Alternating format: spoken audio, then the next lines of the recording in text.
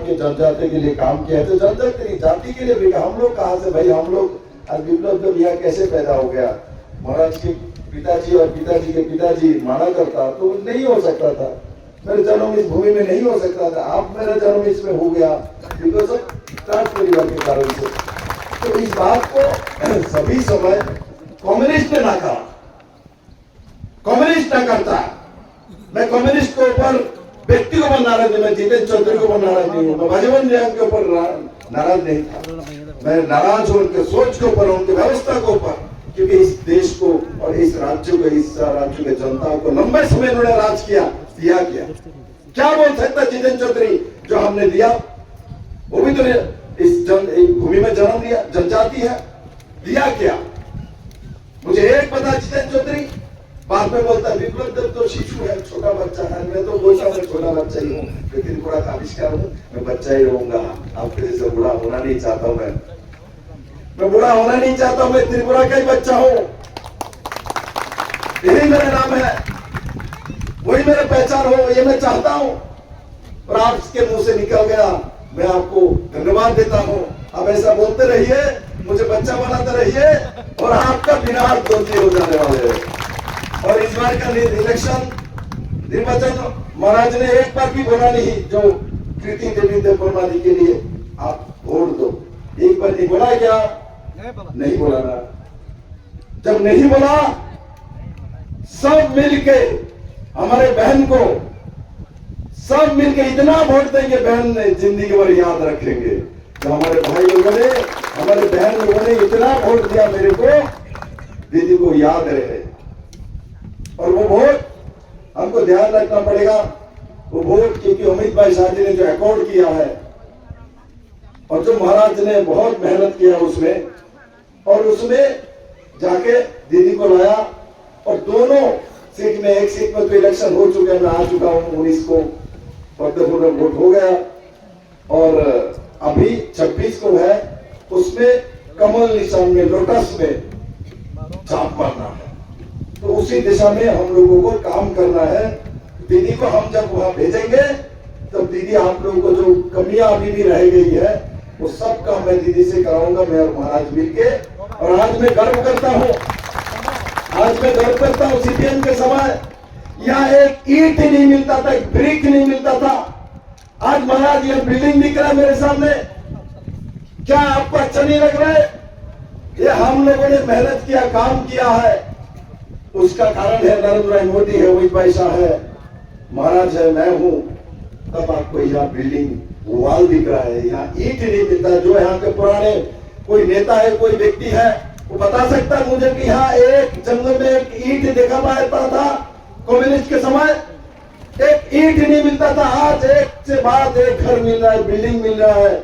और रास्ता मैंने देखा खराब है, मैंने सीएम रहे तो ये बहुत सारे टेंडर दिया, टेंडर देने के लिए आता नहीं, किंतु मैं बोल रहा हूँ ये सब रोड, अच्छा रोड बना देंगे, और अच्छा से आप लोग रहना, और सब व्यवस्था माननीय प्रधानमंत्री नरेंद्र भाई मोदी करेंगे।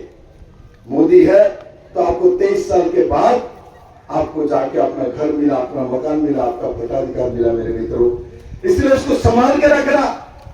गलती से भी कम्युनिस्ट ने जो काम किया है उसका भूलना नहीं है मेरे मित्रों। इसलिए मैं कहता हूं, मैं नहीं कहूंगा भाई इसमें पैकेज दिया, इसमें वो कर दिया, इसमें ये कर दिया, किंतु मेरा इतना ही कहना है, हर बच्चे को पढ़ाई कराना है, हर बच्चे को अपना रोजगार देना है, हर बच्चे को आगे बढ़ाना है। वो सोच आप लोगों के अंदर रहना चाहिए और वो करना है। और यहाँ जो लीडर है, मैं इनको सभी को बोलूंगा, भाई अपने बच्चे जैसा यहाँ के बच्चों को भी आगे बढ़ाइए, यहाँ के सब बच्चों को आगे बढ़ाना है और आगे लेके जाना है। और मैं मानता हूँ ये जो 2024 का निर्वाचन है, 2024 का जो इलेक्शन है लोकसभा, ये कोई छोटे मोटे इलेक्शन नहीं है। ये क्या, कौन सा इलेक्शन है?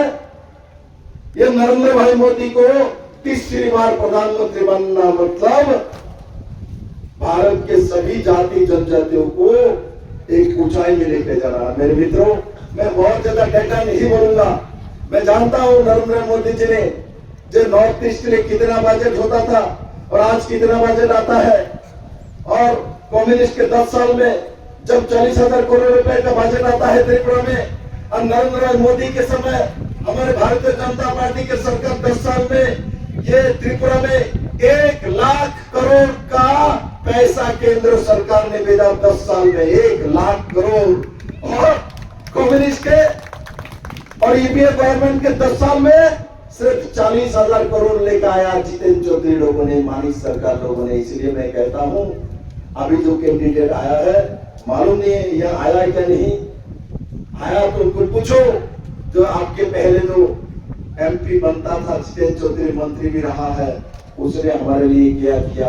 अब 23 साल रिफ्यूजी बन के आपने देश में क्यों रहे, इसका जवाब जरूर पूछना, भूलना नहीं। अभी हम लोग कभी कभी क्या करते हैं, हमको घर मिल गया, हमको मकान मिल गया, हमको रास्ता मिल गया, तो हम भूल जाते हम लेके नहीं आए थे। आज से 1.5 साल 2 साल पहले आपके पास एक कुछ भी नहीं था। अरे इस सब घर रहेगा, ये रास्ता रहेगा, ये पानी रहेगा, जब नरेंद्र भाई मोदी है तब रहेगा, नहीं तो मोदी नहीं है तो पानी के नल में पानी नहीं आएगा यार। मोदी नहीं है तो घर का टीन खराब हो जाएगा, दूसरी बार टीन नहीं आएगा। मोदी नहीं है तो ये रोड खराब हो जाएगा, दूसरा बार नहीं बनेगा। और कम्युनिस्ट क्या बोलेगा, आंदोलन करो टीन आ जाएगा, आंदोलन करो रास्ता बन जाएगा, आंदोलन करो वॉल बन जाएगा, आंदोलन करो बच्चा भी पैदा हो जाएगा। ये कम्युनिस्ट है, ऐसे नहीं करता है, सब झूठ बोल के हमारा। आप तक 25 साल राज कर लिया झूठ बोल के, झूठ तो कोई इनसे जाके सीखे। अब मैं कहता हूं आपको झूठ सीखने का जरूरत नहीं, क्योंकि आपके साथ नरेंद्र भाई मोदी है, अमित भाई शाह है, महाराज है, मैं हूं, त्रिपुरा का मुख्यमंत्री है, सभी लोग। आज सबसे बड़ी बात है अब दीदी है, दीदी बहन है, लड़की है ना, लड़की ज्यादा प्यार करता है ना, या तो लड़की बैठे हैं, लड़की ज्यादा प्यार करते हैं, मां ज्यादा प्यार करेगी, दीदी जरूर प्यार करेगा। मैं आशा करता हूँ 26 तारीख को सब मिलके एक साथ निकलना और दीदी को कमल निशान में, लोटस में वोट देके सब वोट दोगे ना। एवरी वोट फॉर दीदी, हाँ तो नाउ एवरी वोट फॉर दीदी, एवरी